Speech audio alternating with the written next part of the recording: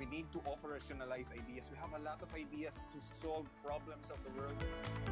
How can we build and scale the new business models, products and services, marketplaces, partnerships, and alliances that will strengthen our resilience in the areas of food security, public health and wellness, education, and social cohesion and culture?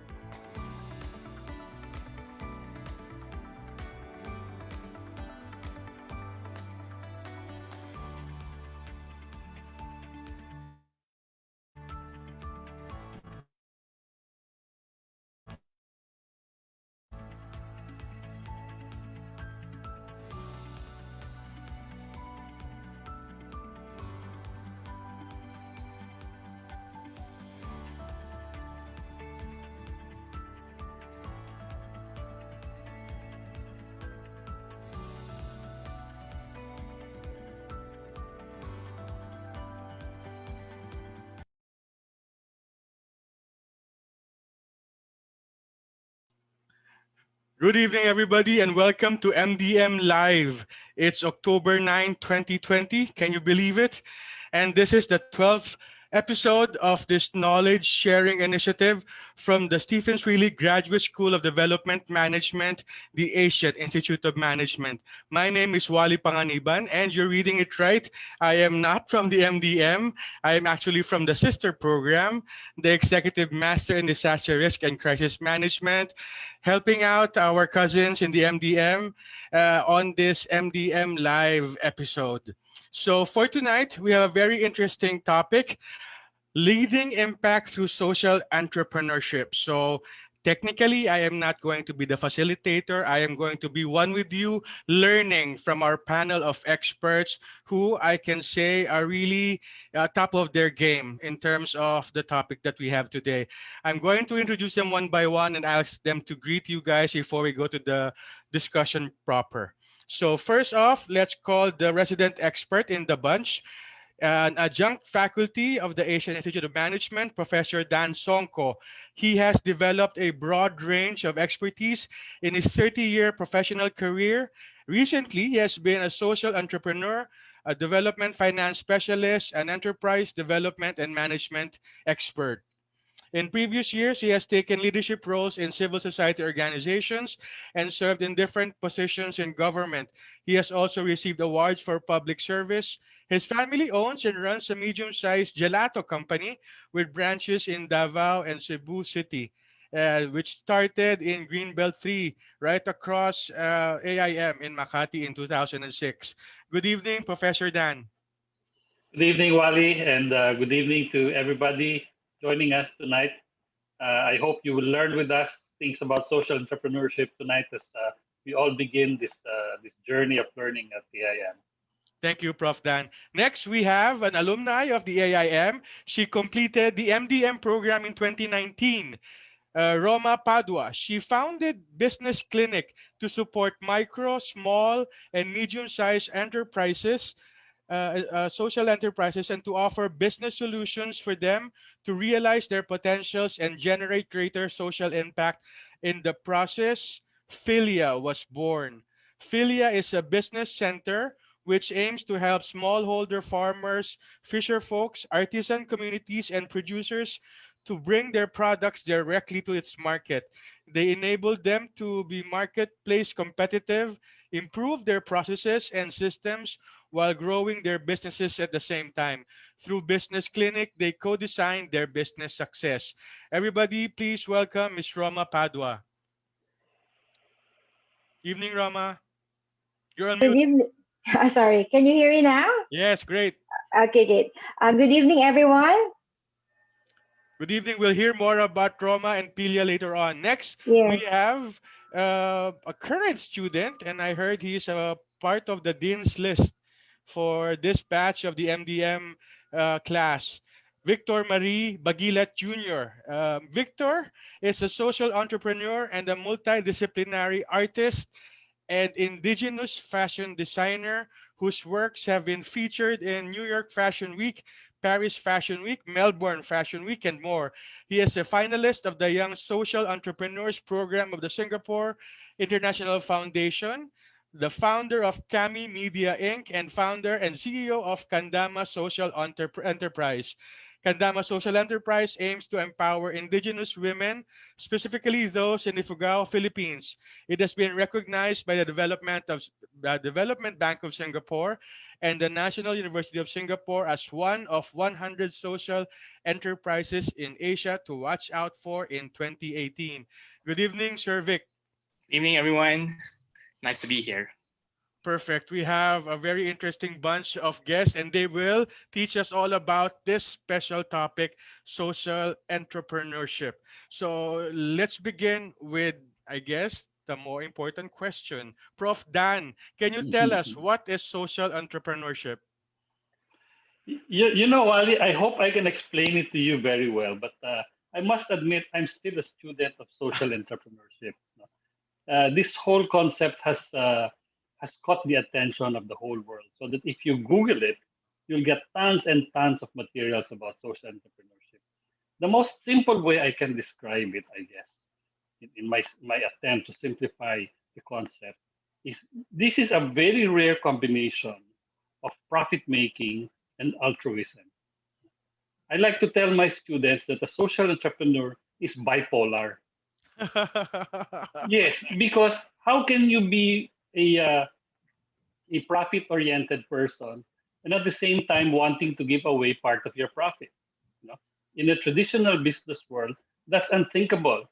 That's foolish, di ba? But that's what social entrepreneurship is all about.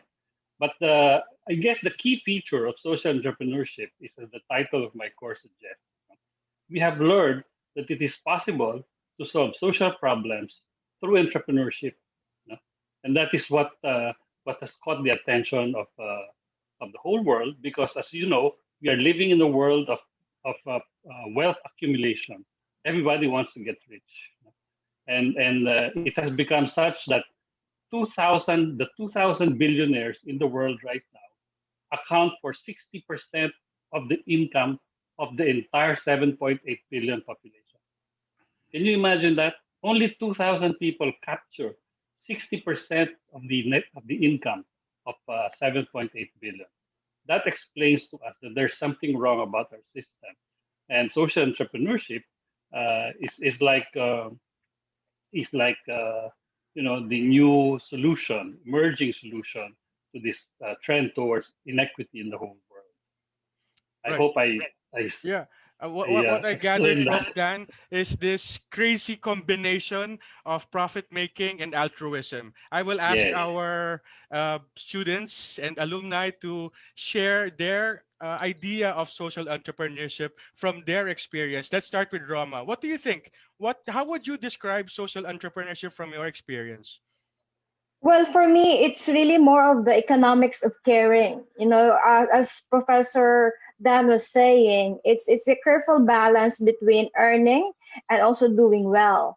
But it fundamentally, I see that because you care, that's why you have to balance, and that's why I term economics of caring, where you do well with your business, but at the same time, you ensure that in the process of collaboration, you honor your collaborator by sharing the benefit that you gain out of the business, because at the end of the day, no social entrepreneur can be a one-man army. So you have to share the benefit to whom it was due. And for me, it was they are my community partners, either they're farmers, fisher folk, or artisan communities. So it's really more about a healthy collaboration where everybody wins. Okay, I love the term economics of care. I'm going to start thinking about that more. What about you, Vic? What do you think is social entrepreneurship? So it's a hybrid of an NGO and a for-profit corporation, is what the Prof. Dan said. So it's really very schizophrenic, right? I guess one of the ways to really fully grasp the idea of social entrepreneurship is to distinguish it from an NGO and from a for-profit corporation. So it's like an NGO because you have a social impact, but it's not like an NGO because you're not reliant on grant. I think one of the standards that we saw in the British Council reading, which Prof. Dan gave us before, was like at least your grant shouldn't be like 75% of the revenue that you have, right? If it's more than 75%, or if it's 75%, then you're not a social enterprise. Technically, you're an NGO. Conversely, a social enterprise is also just like a for-profit corporation because you're using a commercial strategy to generate the revenues to finance your social impact. But it's not like a corporate, like a corporate social responsibility, for example, of a corporation, because you allocate or earmark a big amount of your budget. For some countries, it's, like their definition is that it has to be 50%. For others, it's 60% towards a certain social cost. So if it goes below that, then you're probably just like a corporation with with a good business, but not necessarily a social enterprise. So it's also how much of money, how much profit do you earmark back to the community, which would define you as a social enterprise. So yeah, that's it. In the Philippines, what is the percentage like? There is actually, unfortunately, there's no legal identity. There's no regulation in the Yeah. Philippines. There is no legal category of a social enterprise in the Philippines. As a matter of fact, I don't know if the government understands what social entrepreneurship is all about. Okay, well, is that a good thing or a bad thing that the government is clueless about social entrepreneurship? It's a good thing because we don't want them to tax social enterprises. Okay. Sometimes the government mucks things up when they come in. Brilliant. Okay, so Prof Dan, going back to that point, as I'm going to take up from what Victor said about the percentage that goes to giving back to a particular social cause, and to what he was saying, if it's just corporate social responsibility, it's maybe a percentage of their net profit, not really a big deal. But for social entrepreneurship, the bigger consideration is not really the profit, right? Well, it is. It is. As a matter of fact, that's what makes it schizophrenic, as Vic has described. It is how you will carefully balance between how much money you make and how much good you do. And it is that delicate balance that determines how good a social entrepreneur you are. Take, for instance, the social enterprise of Vic. He is helping a community of sewers in his village, in a dying industry, in a dying practice of weaving, which he's now trying to revive and promote. So he has that mission, but at the same time, in order to sustain that mission, he has to earn money. So he has found a way, and that is the genius in Vic's work. He has found a way to use indigenous fabric to design beautiful clothes that can sell in the international community, in the international market. And his revenues from those fashion shows and all of those beautiful clothes that he sells is what he uses to help these women back in his village to continue to weave their beautiful clothes. So that is the delicate balance that we're trying to find in social entrepreneurship. Right. So going back to Vic, do you actually earn for yourself? Yeah. I think it's a process. Obviously, in the first year, like it's not a lot, right? I think it's also quite important to point out that when I started out, I had a media company. So I founded like two corporations at the same time, a social enterprise and a digital media company, because initially, like a social enterprise wouldn't really be able to pay you that much. So I guess like 2 years into the entire business, that's when I realized, okay, I have to work on my social enterprise, full time. That was also the time when it became like cash flow positive, like probably like in entering like the second or the third year.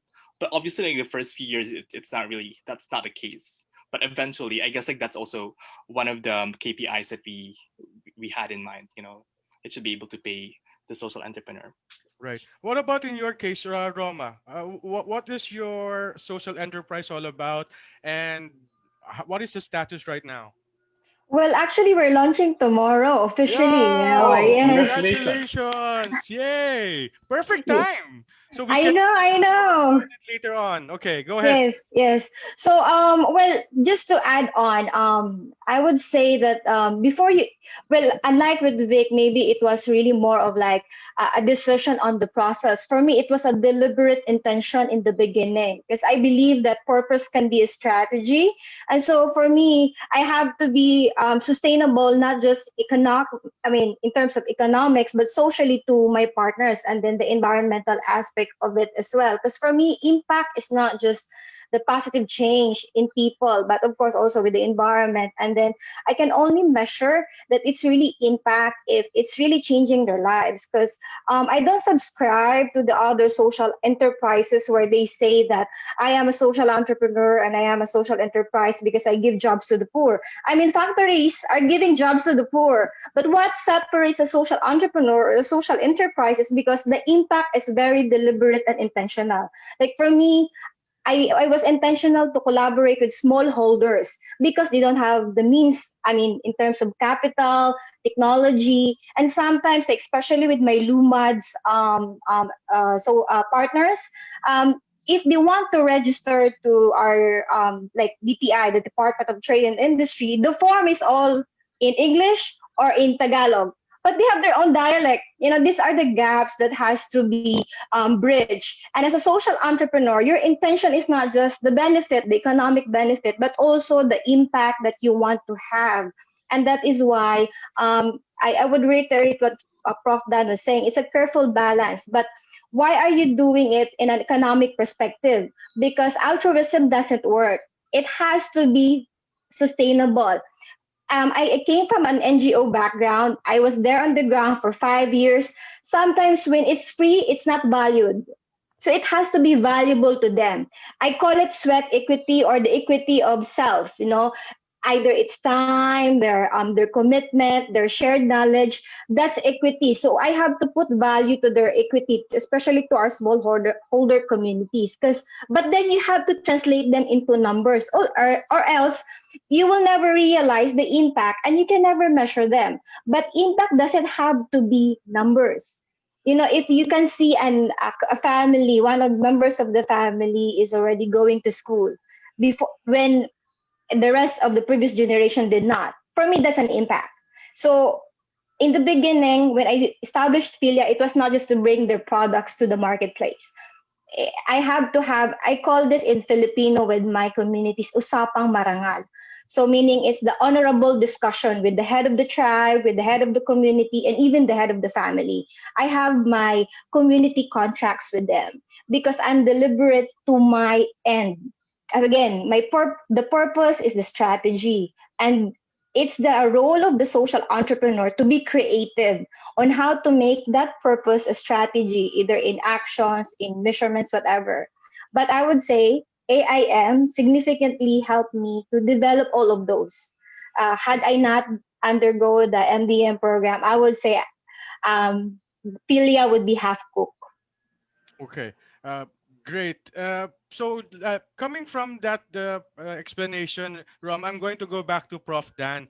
So when Roma was talking about the impact, what exactly would we look into in terms of impact? She mentioned it's not just about counting the number of unemployed people you bring into your factories. What actually are the metrics for a social enterprise? And taking out of the profitability component for a minute. Mm. Well, a social entrepreneur is trying to solve a problem. He or she is trying to change the game. So impact can also be measured in terms of the way that you are changing the rules of the game in favor of the marginalized group that you are trying to help. Let's take, for example, the smallholders that Roma was talking about. In the rural areas, the farmers, the fisher folk, are at the mercy of unscrupulous traders. The traders would go to their community, lend them money before they even start planting, and lock them into a contract before they harvest. And this is a perpetual contract because they never get out of it because they could never fulfill the interest, the charges of the trader. That's why we call them unscrupulous traders. So in that kind of a situation, we have seen for many, many decades. That's one of the reasons why food is expensive in the Philippines. That's one of the reasons why poverty is prevalent in the rural areas in the Philippines.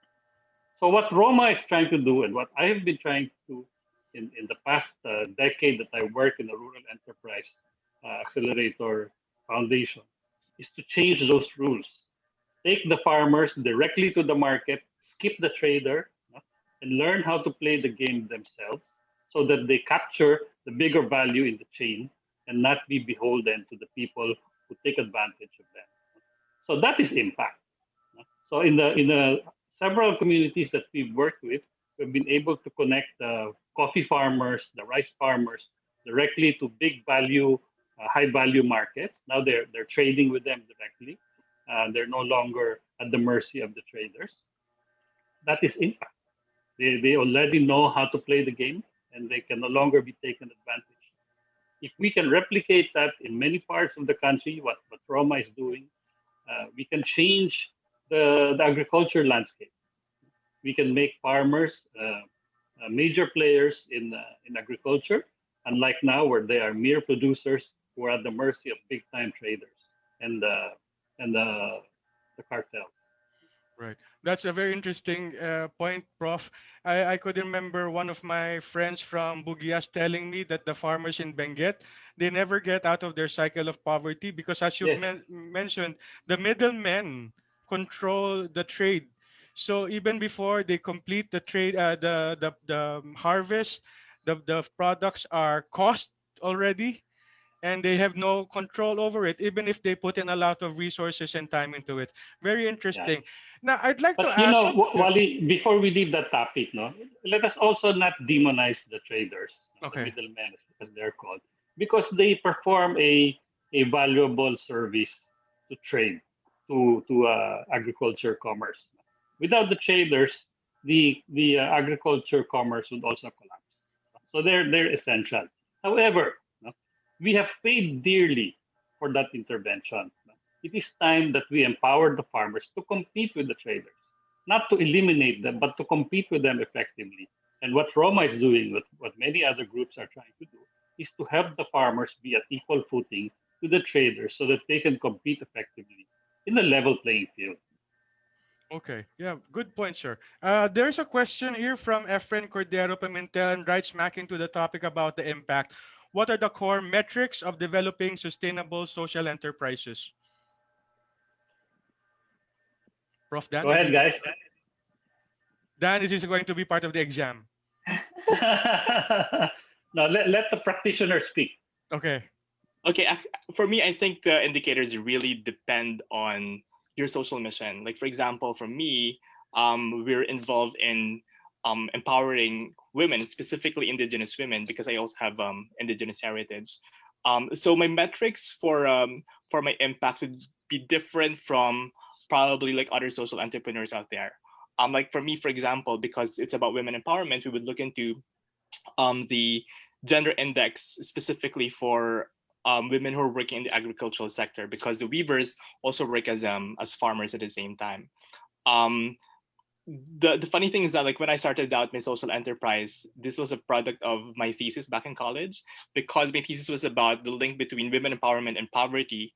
And the comment I was getting from professors, from Prof. Dan actually, and from my impact evaluation professor, is that it might be very difficult to establish a link between these two things. So you might have to look for other indicators. So I guess what I'm trying to say here is that it really depends on what your industry is, what your social mission is, and what you really want to achieve at the end of the day. So yeah. Roma, would you like to? Yeah, for me, I think the first is ask your stakeholders, because it's never about the social entrepreneur.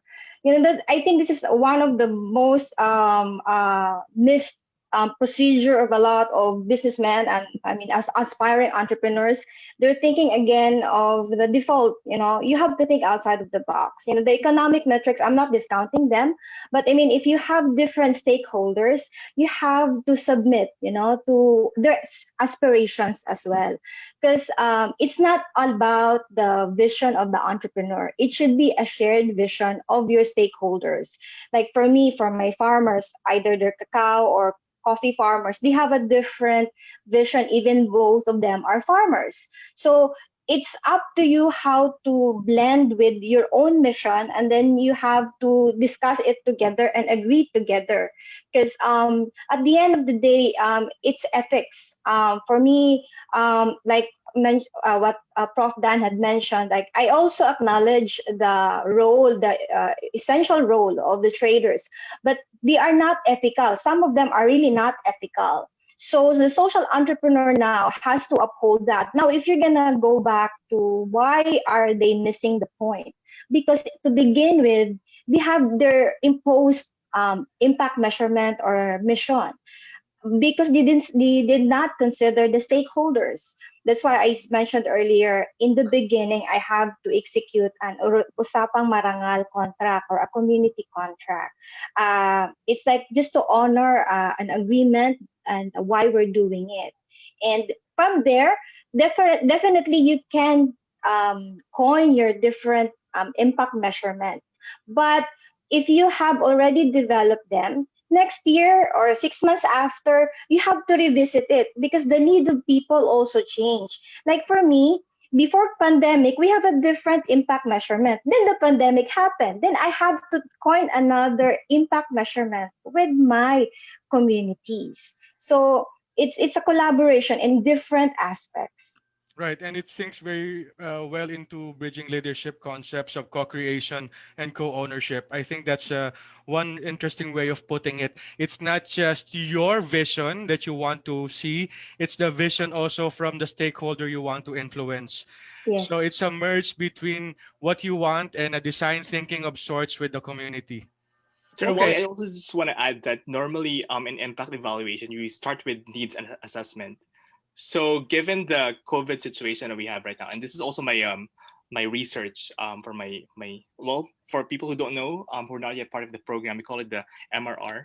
Um, so that's like our Wait, final wait, Vic, output. Vic, just to explain it to the people, the MRR is the most fearful thing you will come across when Yeah, you come into the it's MDM sort of like a program. thesis, but it's the endpoint and like the reason why No, you're here, kidding. like that. The MRR is actually the thesis. In our case, we call it the RAP, the Resilience Action Plan, and you will not be able to complete your program without it. But take note, these projects are life changing and Yes. they're intended to be actually applied after you complete your program. So it's not just for academic activity. So going back, Victor, go ahead. Yeah, so it's really good because it happened at the time of the pandemic. So I'm doing my research, like needs assessment again. Like what is it that the community needs at this time? Now that you have a pandemic. So I think that social enterprise entrepreneurs would really have to reconsider their impact measurements and reassess the needs of the community, as what Roman mentioned earlier. So yeah. Okay, so going to that point, you are going to conduct needs assessment, and in this country of ours, the needs they don't seem to stop. So where do you start, guys? Prof. Dan, you also have your own social enterprise. How did you get into that? Where did you begin? Um, to me, the journey was a struggle between, like many others in the class, looking for that space between grants and self-earned income.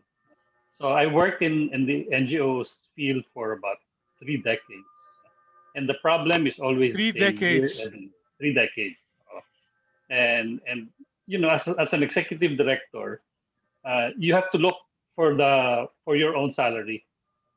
That is the most difficult role of the executive director. You have to raise your own salary, and it becomes very, very exhausting.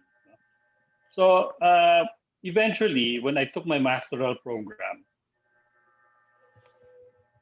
I enterprise that was swirling all over the United States at that particular time. And all the Ivy League schools were offering this program. So I took an interest in it, and I realized that the to me one of the realizations, having worked in the development field for 30 years, is the core of development work is really finance.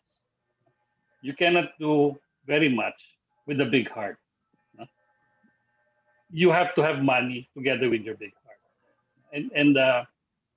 and that being the case, you cannot rely on someone's generosity to fund your big heart.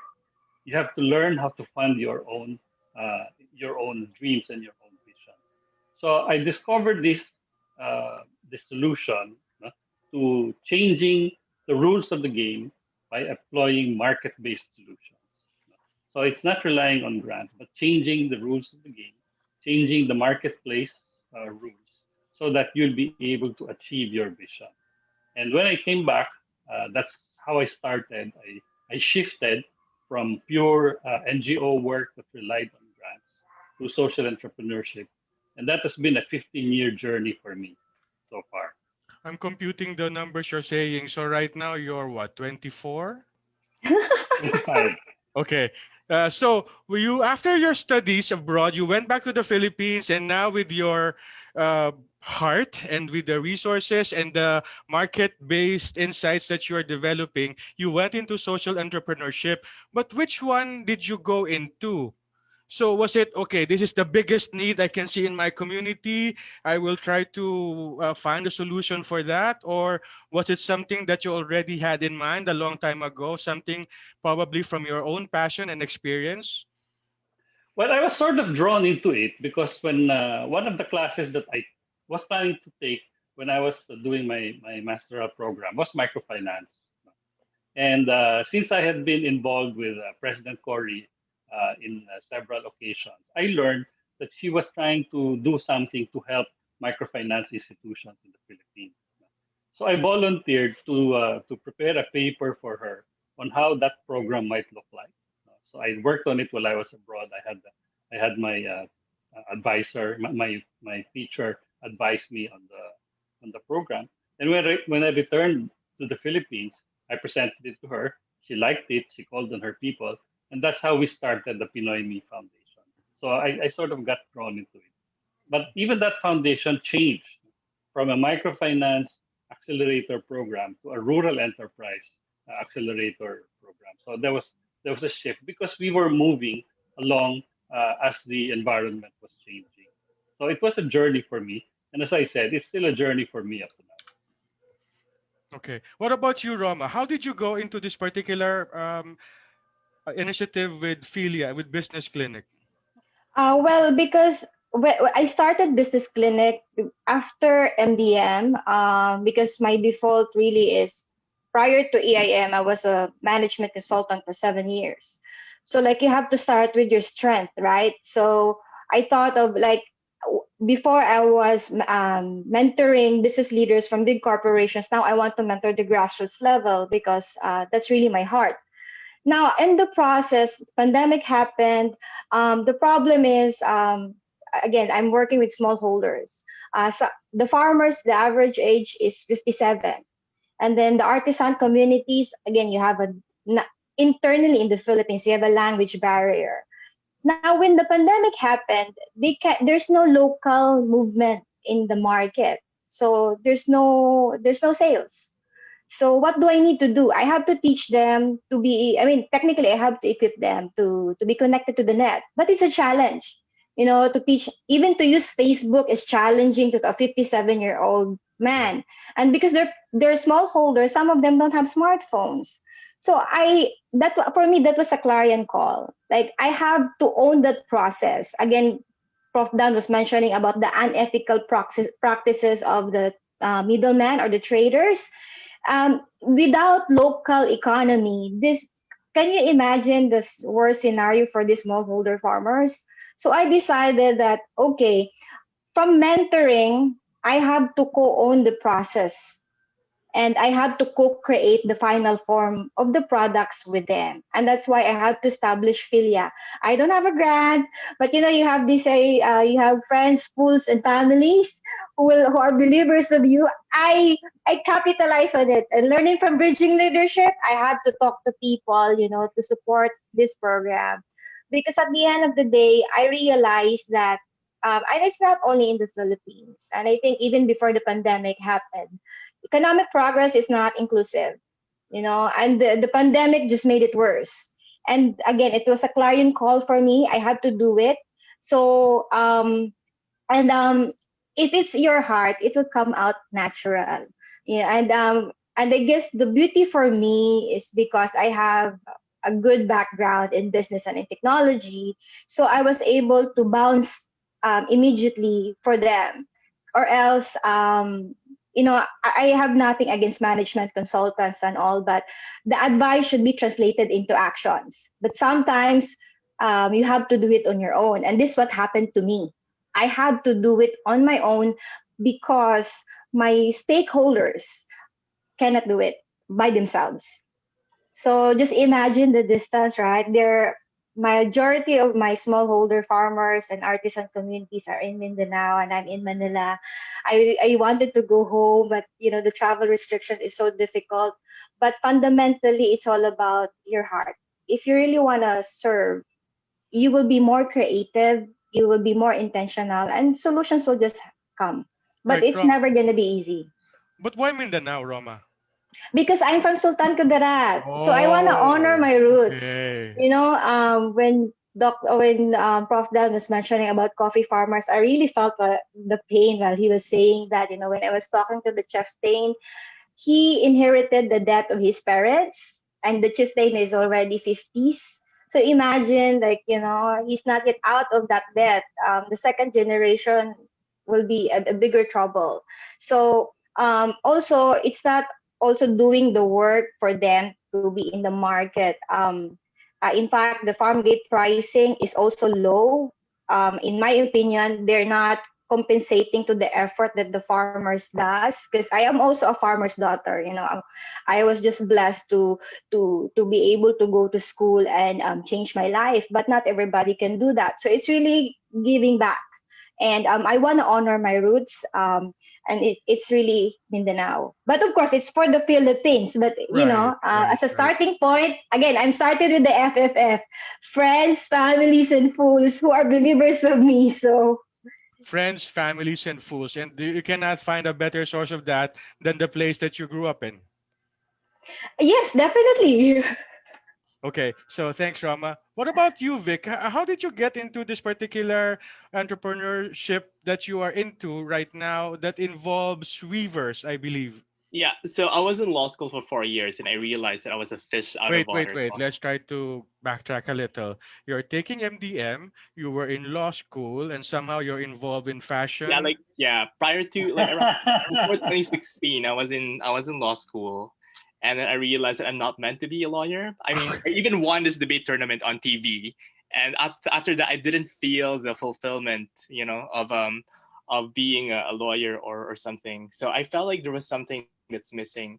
And then I googled, just like a lot of what millennials would do, like what is the meaning of life, right? What is happiness? And that Google search led me to the Singapore Foundation's open call for a social enterprise idea. At the time, I didn't know what a social enterprise is, so I Googled even more.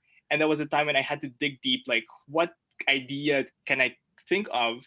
And what Steve Jobs said is that he only connected dots when you look backwards. So I was looking for the intersection of my identity. What is it that I wanted to honor, as what Roma said. So I know that it has something to do with me being an indigenous person, right? Like, so it has to do with Ifugao, with the community of my dad.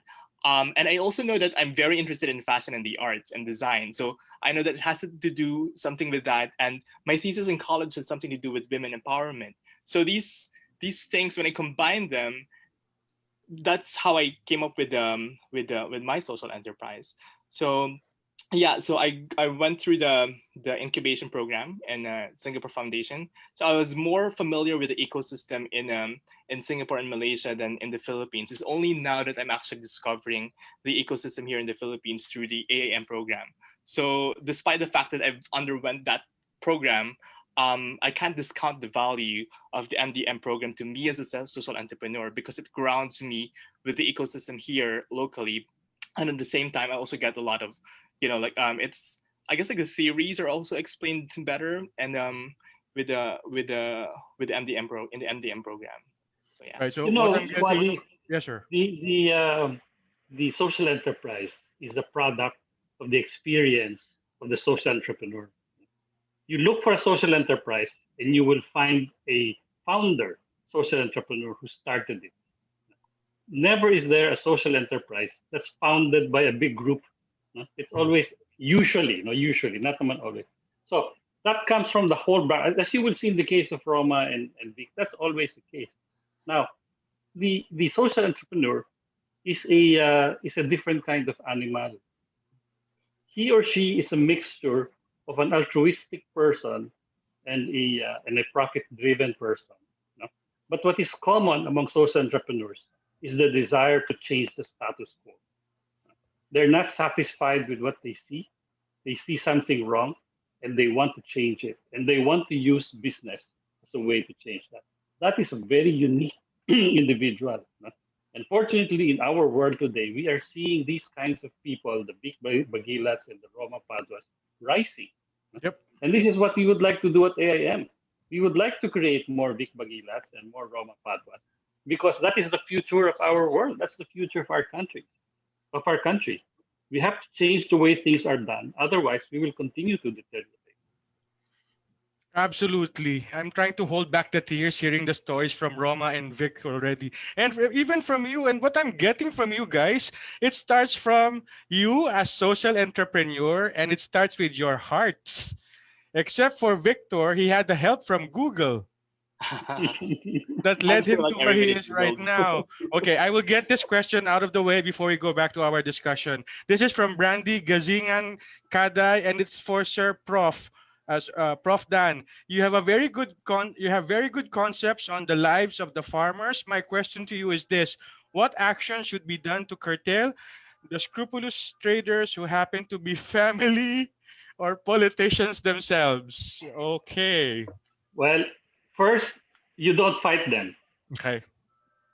No? You don't. The small do not fight the strong. That's foolish. So you deal with them, but in order to deal with them, you have to get organized. So the key in rural enterprise is volume, because you cannot go to the market. The trader takes advantage of the farmer because he does not have volume. No? You cannot sell to the supermarket if you can only produce 1 ton or 2 tons. So you have to organize, no, that community, teach them how to consolidate their product so that they can be able to sell to higher market. Now, what you might want to try to do is to talk to that trader, politician, and say, "Sir, can we do business with you? Can we sell you our product? No? But please buy our products at the right price." So you do that slowly, little by little, until you get a bigger volume, until you can already sell to the supermarket instead of the politician. It's not a surefire solution, but we've discovered that the way to change the market is not to fight it. The idea of fighting globalization by many of the people, by many of the activists who tried to bring down globalization by staging the riots, by staging the protests, did not survive, did not win, because the market is very strong. The way to fight the market is to learn to play effectively in the market. Wow. Brilliant. Okay, so you have to remember that, guys. And if you want to hear more about Prof. Dan and role in the MDM program of AIM, Giselle and the rest of the marketing team can tell you more about that program. So I hope that answers the question, Brandy. Let's continue with the discussion about leading impact through social entrepreneurship. So I would just, sorry, I had this in my mind earlier, and Prof. Dan was talking about it. So social entrepreneur, you said, they draw from what they saw as a need in the community, and they draw from that their desire to help make a difference. I will just add the courage, Yes. because there are a lot of people who see what's wrong, they want to help, but for some strange reason, maybe some hesitations, unlike those that we have it today, you, Roma, and Victor, they actually had to push strings to make things happen. Which brings me to my question: how hard is it to get started? Who wants to answer? Can you answer Victor first? Oh, it's really hard. I guess like Roha and Prof. Dan would can Let's actually not say this. scare the audience right now. Yeah, I mean I guess like that's the reason why they need a structured environment and a Yes. support system. Like AAM, for example. I've been through I've been through an incubation program in Singapore, and I feel like I still needed like a support system in AAM. So that's the reason why I still took it. And when I started out my social enterprise, I also founded another corporation because I know that my social enterprise initially can't pay for my lifestyle. Um, so I needed to have like other sources of money. It's only when I became a bit more, I guess, stable economically, when really devoted my time and effort to do my social enterprise full time, which was like around 2 years into the business. So it's not that hard. I sorry, it's not that easy. It's I guess like it's hard. It's challenging, but at the same Okay. time, it's You said very, it already. very It's hard. Let's and I like what you said. You need some structure to really make it work. And yeah. well, everything good in life, you have to really fight for it and work for it. Yeah, but it's very fulfilling. I mean, I'm not sure if you guys are familiar with the concept of ikigai, which is at the intersection of purpose, what the world needs, what you're good at, what you're passionate about, etc. So for me, the ikigai was social entrepreneurship, and I'm sure it's also the same thing for a lot of people. If you're looking for that something that you're passionate about, what the world needs, then social entrepreneurship is the thing. So it's not easy, but it's very, very fulfilling. Prof. Dan, Roma. Okay. Roma, go ahead. Okay. So for me, I think everything. There's nothing easy in this world. I would say, you really have to work hard in it. But I think it's really more of the fear, right? I think that's the question. It's not the question of how hard. It's like how to deal with the fear. Because it's a question. It's not just a question of when to start. It's a question also of how to start. And this is where Dan was saying you have to have structure. But if you really have a compelling purpose, or yeah, so a compelling purpose is if you really want to change the game, meaning everything that you want is actually in the other side of fear. And I think Will Smith also said that, right? That everything that you want is the other side of fear. So what do you need? Faith. Not only faith in God, but also faith in yourself and faith in the ecosystem. Because as I said when I started this, I have to be deliberate on saying that fools, because there will be skeptics also, the naysayers, you cannot do it. And sometimes even your friends will tell you don't do it, not because they don't believe you, but because they fear also for you that you will fail. But how would you know if you will fail if you will not try it? So I think the structure would be to start it slowly. Start with what you can. You have to be pragmatic and practical to what you can do, because sometimes we know we want to change the game, but we have a very unrealistic um, vision of what we want. Again, that's why it's important you have to consult your stakeholders, because maybe that's not what they want. It's only you thinking that it is the problem. So it takes a lot of courage, definitely, and a lot of commitment and a lot of care, not only for other people but also for yourself. Because at the end of the day, as Prof. Dan was saying, social enterprises are really a mirror of the social entrepreneur. And for me, my compelling purpose is, again, compelling. I would regret if I will not start it. So I'm starting slowly and but surely. And also expect set your heart in the right expectation. Sometimes you have a brilliant idea, but the first execution will fail. But it should not make you stop. Again, if you have a very compelling purpose, you have verified the need with your stakeholders, then there's enough reason for you to go on. Not everything, sorry, not everything will work at the first time. Roma, we're having difficulty hearing you. Can you hear me Yeah, now? better. Okay, can you repeat what you said? We lost about 10 sec. Hello? Can you hear me now? There, yes. Sorry. Okay. So I was saying that you cannot do. Also, you have to set your expectations right. Sometimes uh, you cannot do it right the first time. So you have to be patient with yourself and also with the community, because sometimes you did it right and the community didn't might fail you. But again, it goes back to your compelling purpose. So you can brush off. I'm not saying you brush off the fear. Live with the fear, but do it anyway. Okay, thank you. Prof. Dan? Well, you said let's not scare the audience, but I say let's scare them. Okay, let's do that. Let's scare them. I will be honest with you. You have heard Vic and you have heard Roma. It is hard. It's going to be a very difficult struggle, but it's very rewarding. But when has change been easy? If you are listening to us right now, there must be something wrong about you. Di ba? You are not a normal person. You want to change something. Di ba? Why are you listening to this program right now if you are a normal person? If you're a normal person, you would want to work for your dad, no? And look for a job as a manager, as a millennial, enjoy life. But if you're listening to us right now, chances are you have this burning desire to change the world. And that is the kind of people that we want to meet and we want to grow with here at the Asian Institute of Management. But let me tell you a story of my friend, Dr. Aris Ali, who started the biggest microfinance institution in the Philippines in 1986. 1986. He started it with 20 pesos. Now, after more than 30 years, Card MRI is the biggest microfinance institution of the Philippines with over 9 billion in assets, about 4 million clients, and about 2,000 staff. Aris Alip is a Ramon Magsaysay awardee and he's received a couple of other awards.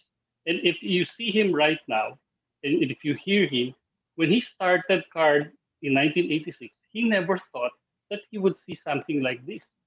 No? So change takes place over a long period of time. Social entrepreneurship is that kind of change. But what is beautiful about social entrepreneurship is that the reward, no, you can see the reward more quickly. No? But the challenge then becomes how ambitious are you? Kung mababaw ang kaligayahan mo, if you're happy with having helped one family or one barangay, then that's fine. You will not be judged.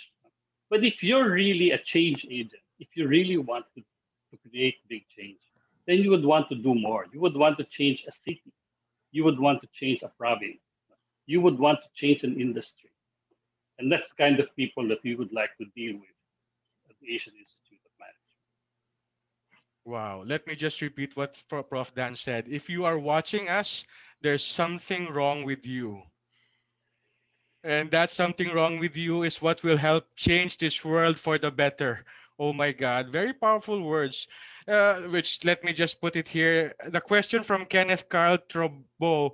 Do you offer mentorship to aspiring social entrepreneurs? Yes, the answer is definitely yes. I personally find the time to deal with my client, with my students, and Vic will testify to this, because teaching for me is a mission. I did not teach in AIM. I will not survive with the kind of fees that I receive at AIM. But I believe I'm one of the faculty members who see what we're doing at AIM as a mission. And so part of that manifestation of that mission is to see several successful social entrepreneurs. So I have committed to teach and to advise my students even after the class. We've ended our class 3 weeks ago, 2 weeks ago, 3 weeks ago. And I've told them all that I will continue to be available for you to consult me whenever you can, and as long as I can give the time. And that's the kind of mentorship that they can expect. Thank you, sir. And I guess if Sir Vic or Miss Roma is also not busy with their respective activities, they might also be willing to volunteer. Oh yeah, definitely. I would be very much willing. In fact, I've been doing pro bono consulting already, no? But I'm just have to align these things with my own schedule. Thank you. And Vic is right now finishing his Yeah. MDM, so Wait for maybe me don't until I don't graduate disturb and then him until December 7th. December 7th is free. You December can call him 6th. December 6th, you can call him and ask Yeah. all the questions in the world. So just going back to what Prof. Dan said beautifully about the people that we would like to listen and about all of this social entrepreneurship, it's not going to be easy because what you're trying to achieve has never been done before. You're trying to make transformation happen in the community that for all intents and purposes have been neglected all this time. So it is going to be an uphill climb. And I'm guessing from what I'm hearing from Vic, from Roma, from Prof. Dan, even if they failed the first time, they would have that nagging voice inside that their head that will urge them to carry on and continue, because as what they have said, it's coming from that desire to help and make a difference, while at the same time doing it sustainably. So again, because a big heart can only get you so far. I would like to ask our guest, what was your failure so far that you learned from, that make you a stronger, better entrepreneur, social entrepreneur today? Okay. Well, let me start. Huh? Yes, Let me yes. start. My failure was the foundation that I talked to you about closed down last year. We ran out of money. This is Is the it? foundation for the microfinancer. Yes. No? Um, we we uh, we ran for 12 years, no? And unfortunately, we ran out of money. And when we look back, we said, did we fail? Actually, many of the communities that we started are still going on. The coffee farmers in Sultan Kudarat that we have, Roma, are still going on right now. The rice farmers that we have in Libman and Camarines Sur are still going on. So what was wrong was the business model, and that's what I shared with my class. My failure is my ammunition. What drives me right now is to help people not make the same mistakes. And I think I'm richer in my experience because I have seen failure and I know what it's like. And I want to teach students what it means to fail and what it means to continue. The fact that I'm still able to teach right now and to be useful in this field that I have chosen perhaps means that I'm still effective as a person, despite the fact that I have experienced that failure. Thank you, sir.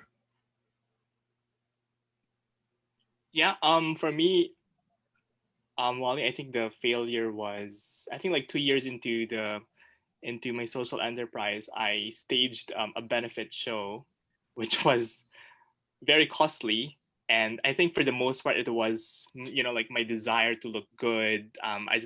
I needed some form of validation, I guess, like because that this was the right thing, the right track. And I needed to show my friends, I guess, from law school and my family that leaving law school was the right thing.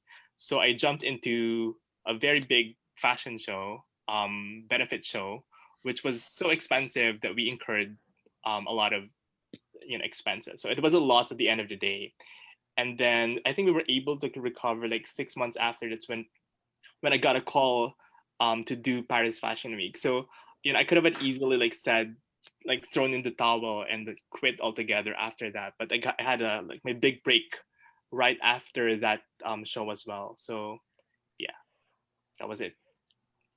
Thank you, sir. Fortunately for me, nothing, none yet, you know. But I would say I learned from my failures from the past, not in the social enterprise. Um, I'm applying it now because I don't want that. Because right now, maybe because in the past, when I commit mistake, it's my mistake and the consequences I suffer on my own consequences.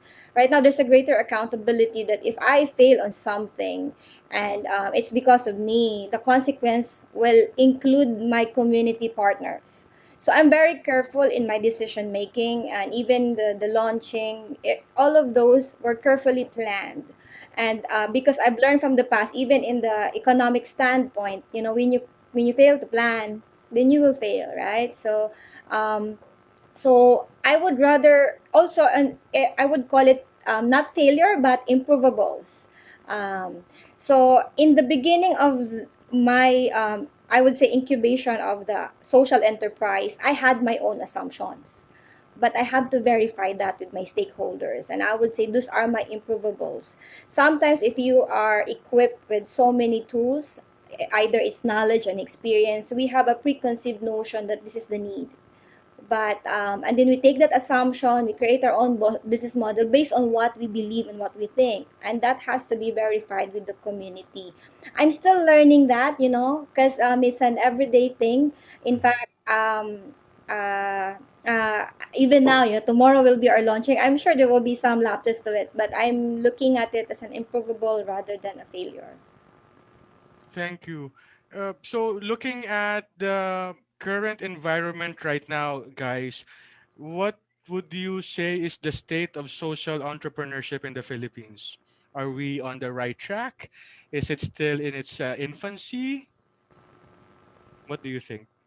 According to the British Council article reading that Prof. Dan gave us, we're actually in the second wave already. I think the reason for which is that this generation too, like the millennials, are very socially conscious. I have to say, they're looking for not really just working for multinational corporations, but they're looking for something that's worth their while, something with a purpose, something with a mission. So I'm very excited about this generation. Um, Will things change because of the COVID situation?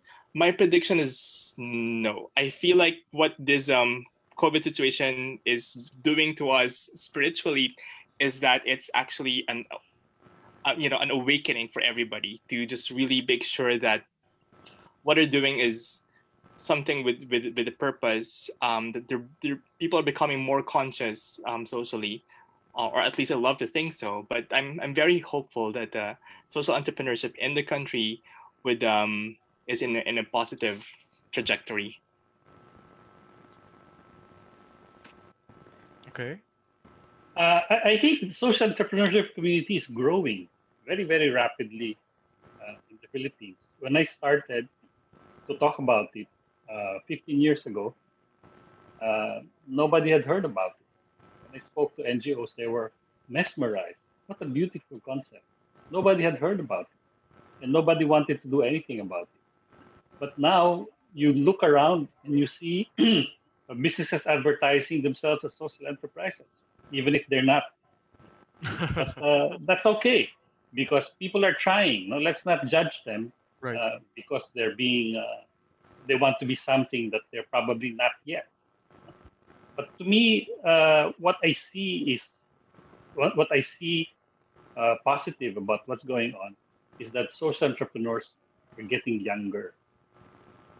So Vic and Roma uh, are young people, but they are younger people than Vic and Roma who are starting social entrepreneurship. It's being taught at the Ateneo. It's being taught in many schools. Gawad Kaling has started a school on social entrepreneurship, and I met some of their students. They're very young, high school, and they're talking about social entrepreneurship. And so I think it's catching on. I think it's a wave of the future. But what I've seen right now is where it is weak is in the area of business. I've seen a lot of social enterprises fail because social entrepreneurs uh, are very poor business persons. A lot of them have a big heart, but they don't know how to run a business.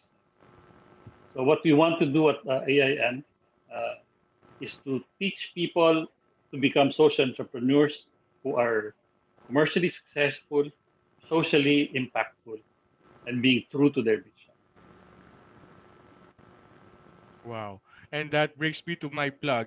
The MDM Virtual Masterclass on Social Entrepreneurship is happening October 15th, Thursday at 6 p.m. Philippine time. You can register through the link flashed in the screen or email mdm@aim.edu. I'm going just to go back to what Prof. Dan said.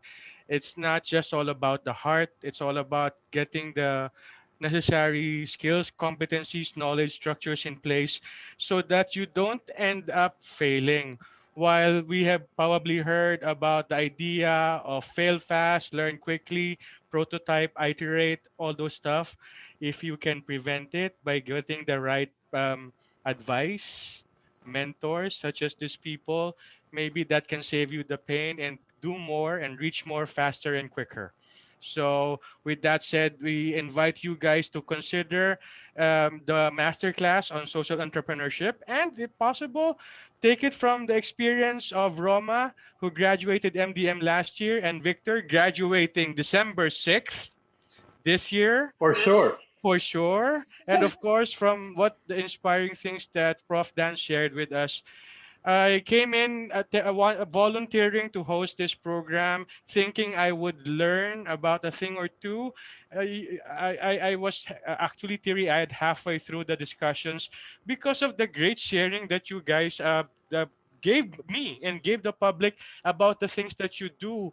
And I guess if we have more people like you guys, there will be a better Philippines moving forward. So, with that, last messages from you, our advice, message, reminders, tips, advice to aspiring or future social entrepreneurs out there listening to us. Let's start with the youngest. Okay, so that's me. I'm claiming it. Um, for me, I think it's one of the most important things that I learned from MDM, more than the technical skills, really is empathy. You know, to empathize, and you hear that from Prof. Dan, you hear that from Roma when they speak. You have to really listen to what the people on the ground is really saying. I feel like I'm such a, I'm a much kinder person now because of, because of what we learned in Britain leadership, because of essentially how the program was designed. So I guess my advice to the budding social entrepreneurs out there is just empathize and let it lead the way. Be kind, especially in this day and age. That's it. Well, for me, I think it's really what AIM did to me is it made me an artist. What do I mean by that? It made me more creative, meaning if it's never been done before, it doesn't mean it cannot be done now. So you just have to be creative to new models of development. You have to rethink how things are working. Also, it made me more sensitive, like an artist.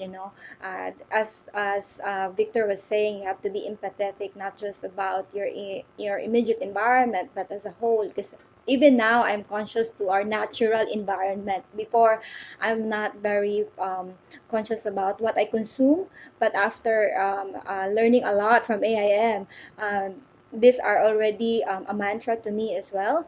And lastly, it made me more imaginative. You don't have to, at the end of the day, whatever you do must be systematic. It has to be long term. You don't do it because it feels good. You do it because you mean good. And I always believe that values is equals value. If you're doing social enterprise, as what Prof. Dan was saying, you have to be good with the value, meaning good with business. But you have to do it with values, because there's a social impact that you have to consider. And so for those budding entrepreneurs, I would really, I'm not being biased because I am from AIM, but because AIM is not just student centered, it's practice oriented, because I've learned a lot with our field work, with the group of people that you're working with. And it's not just about proof of concept. It's really doing well and doing well in business and doing good. And yeah, it's a family, it's a community. So ego is out. So and you can relate to anyone. There's no such thing as I am a former CEO, so I you should act like this, and so AIM is the place to be. Thank you. Prof. Dan? Yeah, one of the things that you will derive from being part of an institution like AIM is the network. You will be working with excellent people from different fields who have made a choice. They want to do something great. And they've come to this institution because they know it's the kind of institution that will open doors for them, open minds first, and then open doors. So you are working with an excellent group of cohorts who will be your lifetime contacts. You will do business with them. You will make friends with them. You will have friends who will rise up their careers, and you will be knocking on their doors and giving them a phone call sometime in the future because you will need their help and you will need their contacts. And you will also be the same. People will be growing with you. So what you're going into at AIM is not just education. It's not just experience, no? But a network of excellent individuals who are like you, wanting to change the world. And nothing can beat being part of a group, kind of cause that you have, and that will give you the strength and the confidence to pursue your dreams. Thank you, Professor Dan Sonko, Victor Bagilat, Roma Padua. Thank you for everybody who listened through more than an hour of interesting discussion on leading impact through social entrepreneurship. I cannot say what this session has done to you. I can only say what it has done to me. And boy, I am inspired. The future is bright with when you have mentors like Prof. Dan and this bright, young, brilliant, passionate young people, Victor and Roma, trailblazing in making a positive difference in the community. So if you want to be like them, if you want to also make that change in their communities, give us a call. Get in touch with the MDM marketing and recruitment team and find out if AIM can help you get to where you need to be to the other side so that possibly you become part of the AIM network of leaders. With that, we close the 12th episode of MDM Live. Thank you, everybody. Good evening. Stay safe. Thank you. Thank you. Thank you, Thank Thank you. everyone. you.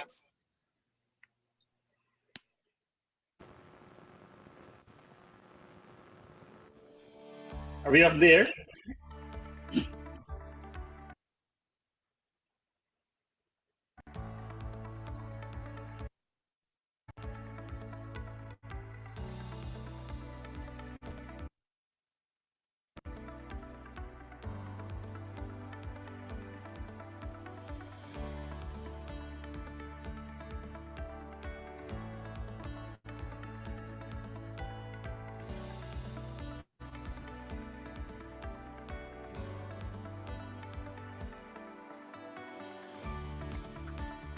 We need to operationalize ideas. We have a lot of ideas to solve problems of the world. How can we build and scale the new business models, products and services, marketplaces, partnerships, and alliances that will strengthen our resilience in the areas of food security, public health and wellness, education, and social cohesion